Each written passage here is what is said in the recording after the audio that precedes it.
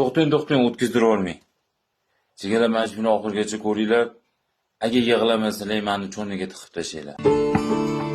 Dada, Labay, qayerga ketyapsiz? komandirovkaga. Qachon kelasiz? Bir oylarda kelib qolaman. O'g'lim, sen ham kap-katta bola bo'lib qolding. Men yo'qligimda oilali erkagi sensan. U qanaqa bo'ladi? Yaxshilab eshit. Iloj bo'lsa yozib olgin. Qara, bir oyda yeb ichish uchun 2 marta katta ro'zg'or qilasan.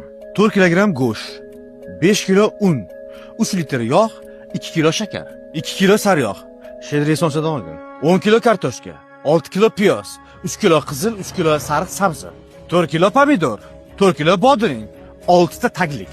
Taglik? Nimaga? Opang bilan jiyanlaring kelishadi, jiyanlaringga. Opang qaytib ketayotganda taksiga o'tkazib yuborgin. 27 ming.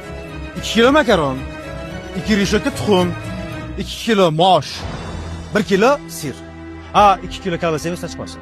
Sut, qatiq, nonni kunara sveji yopgin. Sovun, parashok, shampun, chistol, bularning hammasini qanaqasini olasan, nechta olasan, oyingdan so'raysan.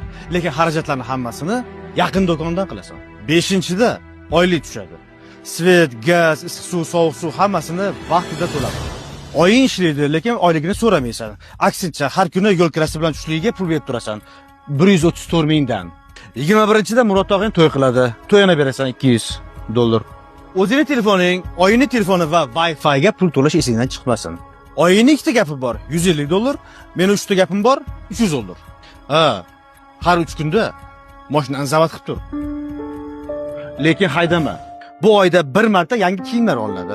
Oyingga, opalaringga va jiyanlaringga. Manchi? Yo, sen o'zingga olmaysan. Chunki bu oyda sen mensan.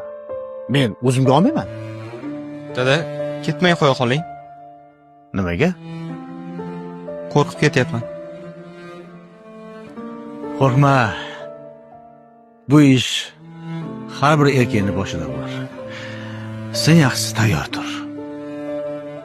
Mustaqil bo'lishga va otasiz qolishga.